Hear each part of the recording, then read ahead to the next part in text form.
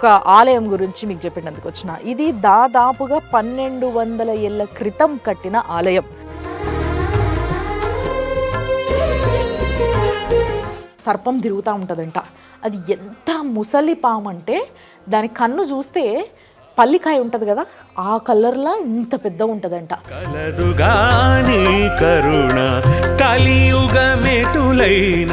సూర్యకాంతి అభిషేకం జరుగుతుంది ఈయనకి, అట్లా ఒక్కొక్క విధంగా.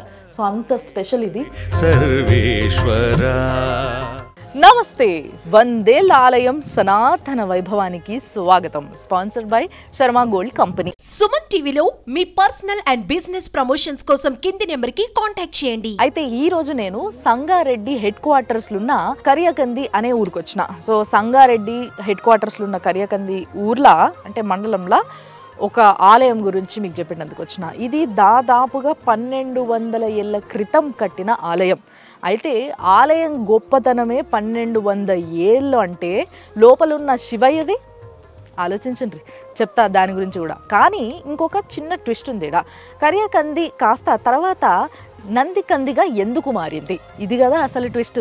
ఆ ముచ్చట్లని లోపల వెనక చెప్తానే మీకు క్లియర్గా అర్థమవుతుంది. కాబట్టి నేను లోపలికి పోతున్నా.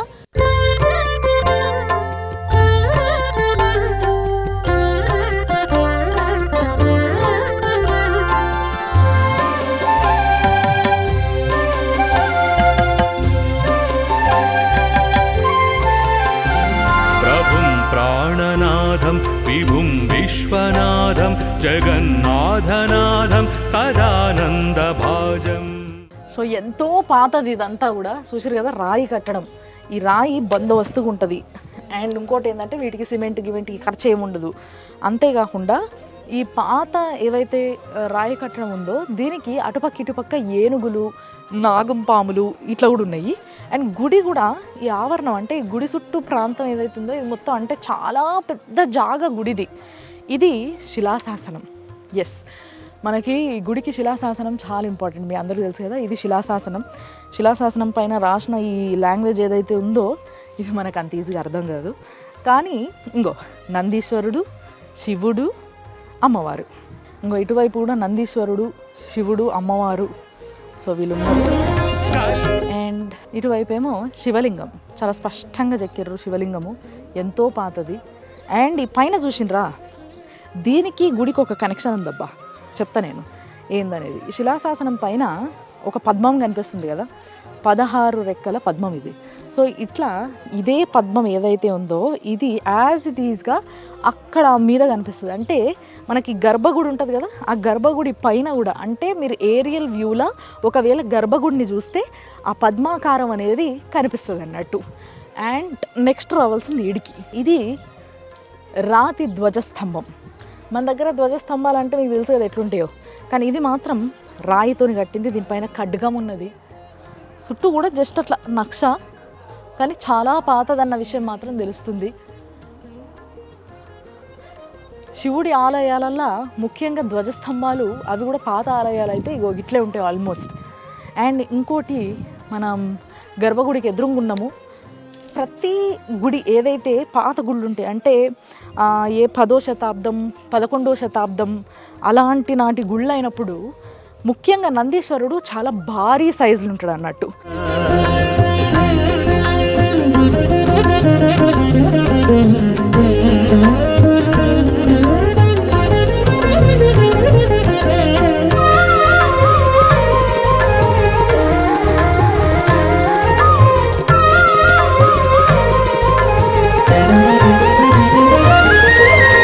పాపమెంత కలిగిన పరిహరించేందుకు ఇక్కడ కూడా అంతే.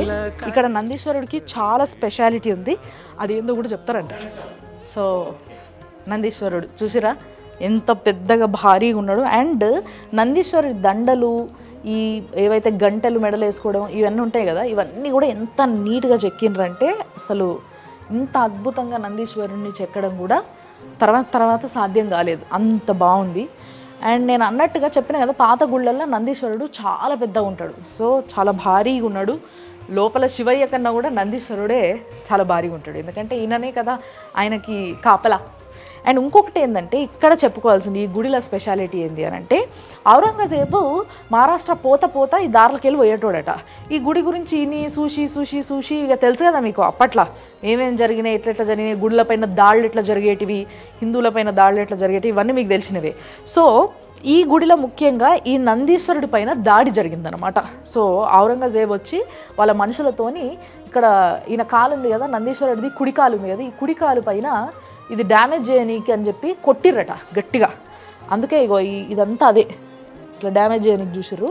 సో కొడితే మొత్తం గన్ను అని ఇట్లా చెవులు పగిలిపోయేటట్టు ఒక సౌండ్ వచ్చిందంట. అంటే నంది అంత గట్టిగా అరిసిందట. నంది అరుపుకి ఆ సౌండ్కి చెవులు దద్దరెళ్ళిపోయి దెబ్బకు భయపడి ఉరికిపోయారట. అయితే ఈ నందీశ్వరుడికి ఇంకొక స్పెషాలిటీ ఉంది. ఏంటిది అని అంటే, నేను ఇందాక చెప్తున్నాను కదా ఇక్కడ దాడి చేసిర్రు ఔరంగజేబ్ మనుషులు, అప్పుడు గట్టిగా అరిచిండు అని చెప్పేసి. సో ఆ సంఘటన తర్వాత ఈ గ్రామం పేరు నందికందిగా మారిపోయింది. ఎస్, దానికి ముందు కరియకంది అనే పేరుతోని ఉంటుండే, అట్లనే పిలుస్తుండే. కరియకంది అనే గ్రామము నందికందిగా అప్పుడే మారిందనమాట. సో ప్రస్తుతానికి ఈ గ్రామం పేరు నందికంది, ఓన్లీ బికాస్ ఈ నందీశ్వరుడు గట్టిగా అరవడం వల్ల.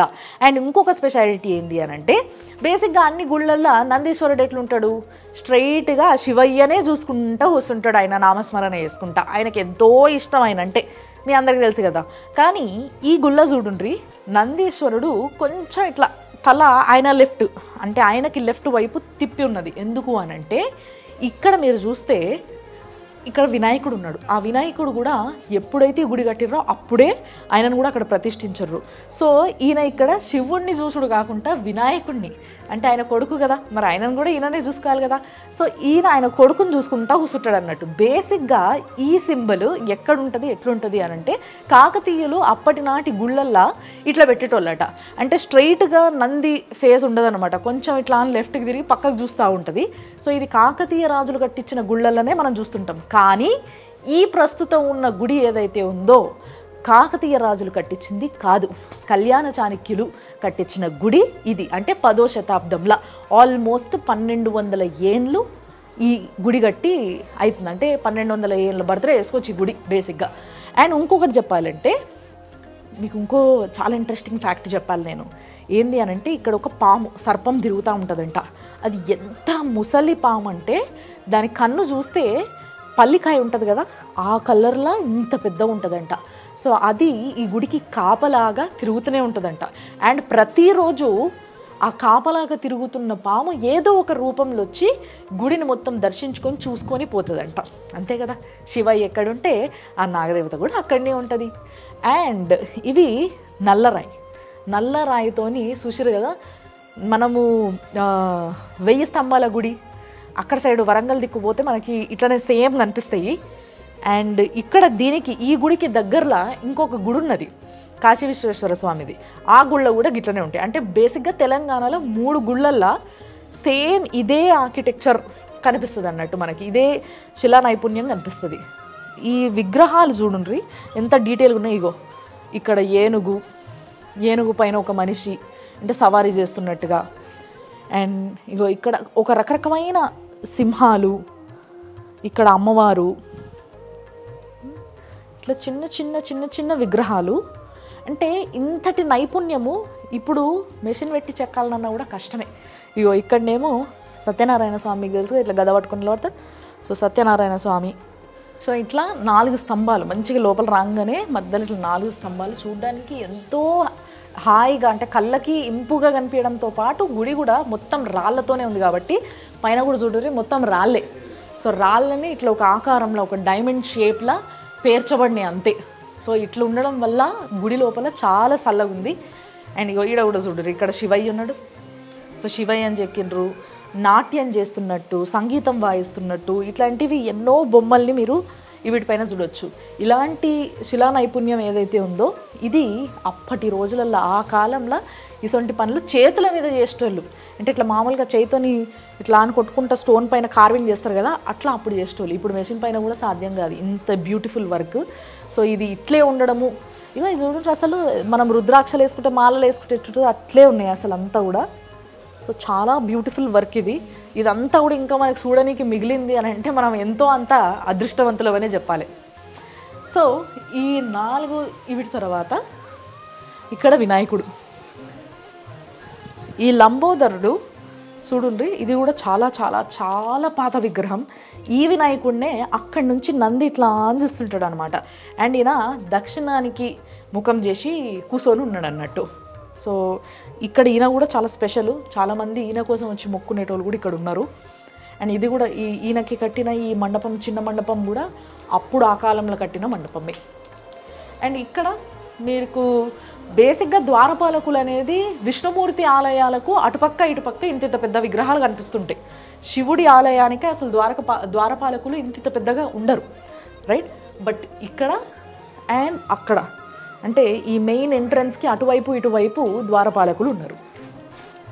సో ఫైనల్లీ మనం గర్భగుడికి ఇట్లా పక్కనే ఉన్నాము. తెలుసు కదా మీకు, మనం క్యాజువల్గా మాట్లాడు చాలా పాత గుళ్ళల్లో ఇట్లా ఏదైతే మెయిన్ ద్వారం ఉంటుందో అవి కిందికి ఉంటాయి హైట్, సో దట్ మనం తల వంచుకొని దేవుడి దగ్గరికి పోవాలి అని చెప్పేసి. అండ్ ఇది ఉంది కదా ఇక్కడ చూసారు కదా, ఈ ద్వారానికి అంటే మెయిన్ ద్వారానికి పైన ఇట్లా లక్ష్మీదేవి, అటు ఇటు గజేంద్రులు అంటే ఏనుగులు 2 కూడా ఇట్లా కనిపిస్తాయి. ఈ సింబల్ బేసిక్గా అప్పటి రాజులు మాత్రమే ఇట్లా పెట్టించేటోళ్ళు అనమాట. ఇప్పుడు కట్టించేటోళ్ళు ఎక్కడా కూడా మీరు ఇట్లా కట్టించినట్టు చూడరు. అండ్ ఈ మెయిన్ ఏదైతే ఎంట్రన్స్ ఉందో గర్భగుడికి, దీనికి పైన చూడండి మధ్యలో శివుడు, ఇటు పక్క బ్రహ్మ, ఇటు పక్క విష్ణుమూర్తి. సో వీళ్ళందరూ కూడా అంటే ముగ్గురు కూడా కలిసి ఉన్నారు, త్రిమూర్తులు. ఇప్పుడు మనము లోపలికి పోదాం. ఇక లోపలికి పోనికి సమయం వచ్చింది. ఈ లింగాన్ని దర్శించుకోవాలంటే ఎంతో పుణ్యం చేసుకొని ఉండాలి. ఎందుకంటే ఇది బ్రహ్మసూత్రం ఉన్న లింగం. అంటే ఏందో లోపల వెనక చెప్తారండి.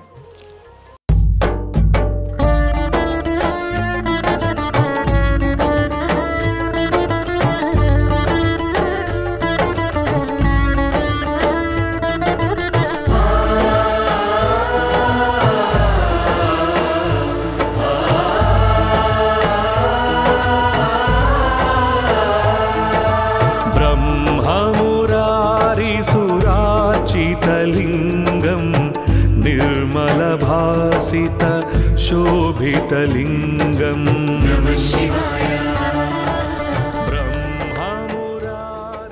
సో అది ఇంత దూరం వచ్చిన తర్వాత ఎన్ని చూసినా కానీ లాస్ట్కి ఆ మహాదేవుడిని ఇక్కడ కూర్చొని చూస్తే ఎంత ప్రశాంతంగా ఉందో. అయితే లోపలికి వచ్చే ముందు ఈ లోపలున్న మహాదేవుడి గురించి 2 ముచ్చట్లు చెప్పిన. ఒకటేమో ఈయనని రామలింగేశ్వర స్వామి అంటారు అని, ఎందుకు అదొకటి చెప్తా. అండ్ ఇప్పుడు ఈడల్లో వాడు ఒక ముచ్చట చెప్పిన. దీన్ని కూడా అంటే ఈ లింగాన్ని, ఈ దేవుడి యొక్క లింగం ఏదైతే ఉందో ఈ లింగాన్ని బ్రహ్మసూత్ర లింగం అని అంటారు. అట్లా ఎందుకు అంటారు? సో ఫస్ట్ రామలింగేశ్వర స్వామి అని ఎందుకు అంటారు అని అంటే, త్రేతాయుగంలో శ్రీరామచంద్రుడు స్వయంగా ప్రతిష్ఠించిన లింగమే ఈ శివుడు. ఎస్, అంటే ఎంత అదృష్టం ఉంటే రాముడే ముట్టుకున్న ఆ లింగాన్ని మనం అందరము చూస్తున్నాము. పొద్దున పూట అభిషేకం చేసేది ఉంటే పోయి మనం కూడా అభిషేకం చేయొచ్చు, లోపల అందరూ ముట్టుకోవచ్చు. అండ్ ఇంకొకటి ఏంటి అని అంటే, బ్రహ్మసూత్రం అంటే మీ అందరికీ తెలిసే ఉండాలి. కొంతమంది పెద్దలు చెప్పారు ఇప్పటికి చాలాసార్లు, కొంతమంది తెలియకపోవచ్చు, వాళ్ళ కోసం చెప్తున్నా. ఇప్పుడు లింగం ఉంది కదా, ఆ లింగం పైన మధ్యలో ఇట్లా ఒక పిల్లర్ లాంటి ఆకారం ఉంటుంది. మీకు అది కనిపిస్తున్నట్టయితే ఒక పిల్లర్ లాంటి ఆకారం చెక్కినట్టు కనిపిస్తుంది.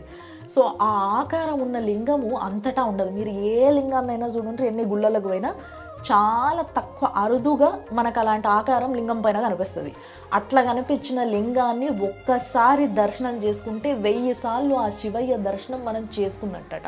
అంటే ఎంతో పుణ్యం ఉంటే తప్పితే ఇలాంటి గుళ్ళకి, ఇంత పాత ఇలాంటి ఒక లింగానికి అంటే బ్రహ్మసూత్రం ఉన్న లింగానికి మనం చేరుకోమంట. ఆయనను ముట్టుకోవాలన్నా, ఆయనను దర్శించాలన్నా ఎన్నో జన్మల పుణ్యం ఉండాలి అని అంటారు. సో అది ఈ శివయ్య స్పెషాలిటీ.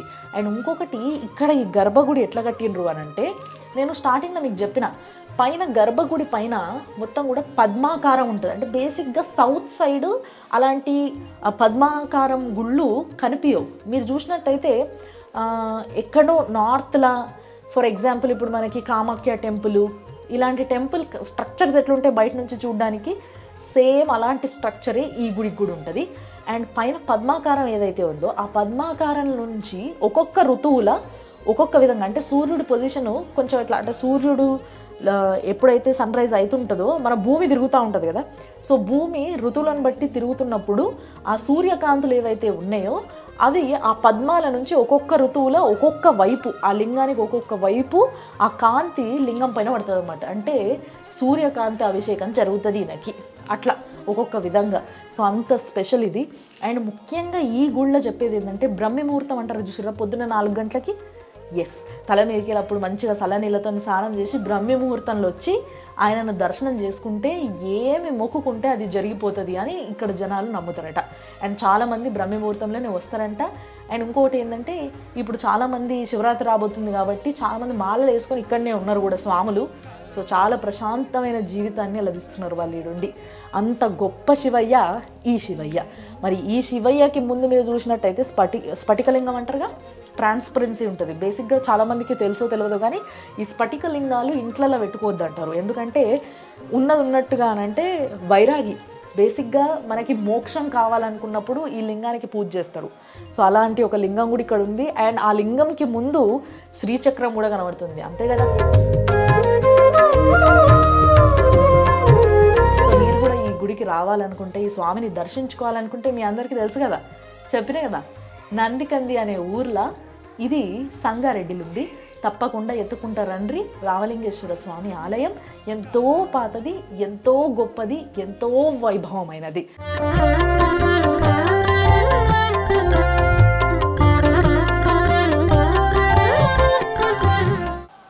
అసలు ఎంత అద్భుతంగా ఉందంటే గుడి కట్టడము, నిజంగా చెప్తున్నా కదా. ఇలాంటి బేసిక్గా మన దగ్గర ఆలయాలు ఎట్లుంటాయి మీకు తెలుసు కదా, పైన ఇక్కడ అన్నీ కూడా దేవుడి విగ్రహాలు లేకపోతే రకరకాల కళా నైపుణ్యతను చూపించడానికి రకరకాలుగా కట్టడం ఉంటుంది.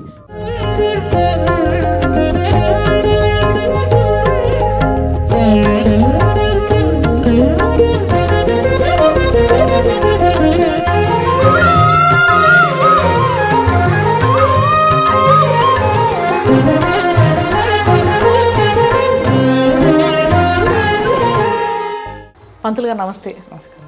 అయితే మా ప్రేక్షకుల కోసము ఇంత పాత గుడి కదా, దీని చరిత్ర రకరకాలుగా చూస్తున్నాం మేము.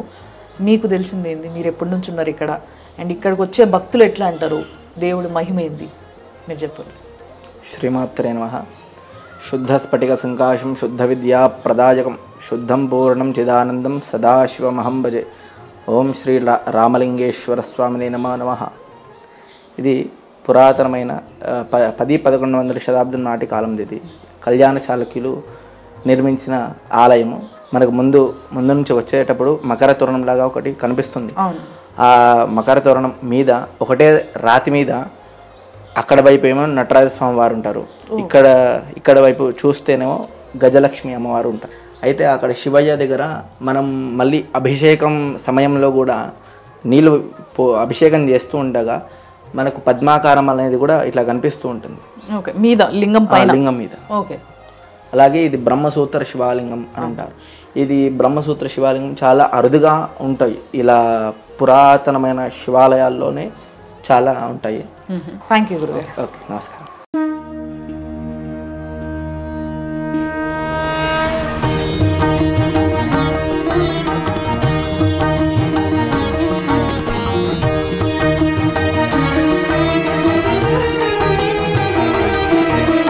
विश्वेश्वराय नरकार्णवतारणाय कर्णामृताय शशिशेखरधारणाय कर्पूरकान्तिधवलाय जटाधराय दारिद्र्यदुःखदहनाय नमः शिवाय. ఇది ఈ వారం 100 ఏళ్ల ఆలయం సనాతన వైభవం sponsored by Sharma gold company. చూసారు కదా. సో మరి మీరు కూడా ఈ మహాదేవుడి దర్శనం చేసుకోవాలనుకుంటే మీరు వచ్చేసేయండి సంగారెడ్డి హెడ్ క్వార్టర్స్లో ఉన్న నందికంది అనే ఊరికి. ఇక్కడున్న రామలింగేశ్వర స్వామిని దర్శనం చేసుకోవాలంటే ఎన్నో జన్మల పుణ్యం కావాలి. చూస్తూనే ఉండండి సుమన్ టీవీ.